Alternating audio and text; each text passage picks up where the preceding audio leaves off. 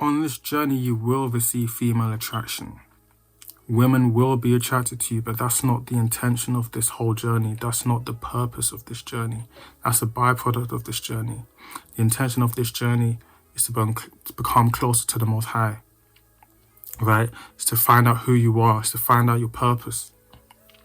There's so many benefits that come with semen retention in itself, but you can't be focused on the women attraction that you're going to receive, because girls are going to want you, but the devil comes in all shapes and sizes. You can't fall into temptation. You can't fall into lust, right?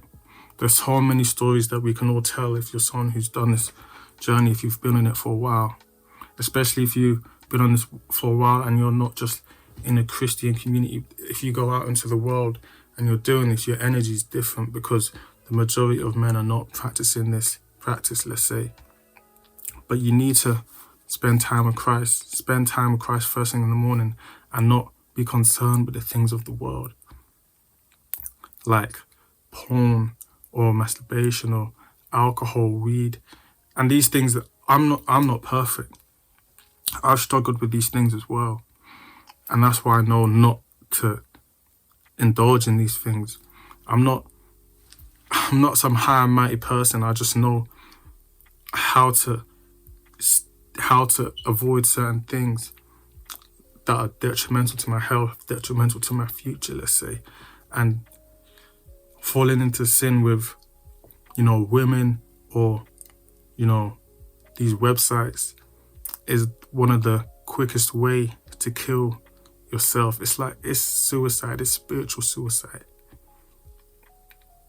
So don't focus on the female attraction. That's the byproduct. And you will get a lot of stares. You will receive a lot of attention from people, even guys as well, because they're seeing someone. And it's a way to, when you're on this journey and you get looks from guys, they're seeing something they've never seen, most likely. And you might get looks that are intimidating, or you might get looks of respect, right? Attention is attention, and you're going to have to learn to, maneuver it or deal with it, because it's coming regardless if you're on this journey. Don't focus on the stairs. Just remember to remain in your energy. And the fact that you spend time with Christ first thing in the morning, that will really help your gaze, let's say, and His Spirit will guide you throughout the day. I think it's best to be in constant prayer throughout the day as well. Just, constantly activating the Holy Spirit and just constantly moving in the presence of God, so that when you get attention from women or from men or whatever, it's not getting into your head.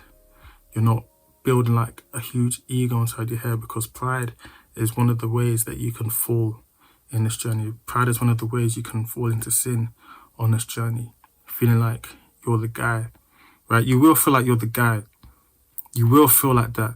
And it's perfectly fine to feel like that, because you're understanding what you're doing. But when your ego gets too big, like when your mind gets too, do you know what I'm saying? When you feel with so much pride, that's one of the quickest ways to fall. Feeling like you could do this without Christ as well. That's when it's dangerous. I've been there before. I'm not feeling that I could do it without Christ. I've never felt like I could do it without Christ. But feeling like I was so above everything. When I was at that place, I was like, when I realized, because I've been at that place before and I fell. I've been at that place a few times and I fell. So when I was at that place again, I was weary of my thoughts and my actions, and that's when I really put into practice my routine, and I was more diligent in spending time with Christ, because I was like, I've fallen so many times because of pride, and I can't afford to fall again. So don't let pride and attention and the attraction that you're getting, don't let certain things get into your head, because these things will cause you to fall. So it's best to stay grounded, and Christ is the easiest way to stay grounded. So you have to protect your energy. So protect your spirit, protect your body, your mind. And that's why I say Psalm 23 to Psalm 91. Psalm 23 to Psalm 27 to 91 and 91 for that peace and that protection. And I'll always recommend meditation as well. Meditation for me is just lying down in my bed, breathing in and out for 20 minutes and just, breathing through the tension, breathing through all the thoughts that come into my mind.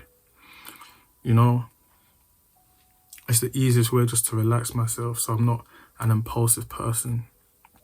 I don't react on impulse. I don't think before I do certain things. Because when I'm in that place of peace, it's like I'm in control and I'm not just a reactive person. So don't let attraction from women get into your head, because that's the easiest way to fall into sin. You'll try and play around with it, you'll try and flirt with the idea, and it's easy to slip up. And right now we're trying to stay for the long run. We're trying to stay all the way. We're not trying to mess up. And if you want to get married one day, it's best to stay pure until your wife comes. The same way us as the church have to stay pure, we're the bride, until the day of Jesus comes, So you have to stay pure, man. Don't let things get to your head. Women will come. Women will be attracted. You know what I'm saying? But if you keep Christ in the center of everything, everything will flow. Everything will be easier, but it will not be easy, because things will test you. God will test you. But it will be for the glory of God. You will be tested. You know what I'm saying? But it's all for God's glory. Take care of yourself. Take care of yourself. Let's go.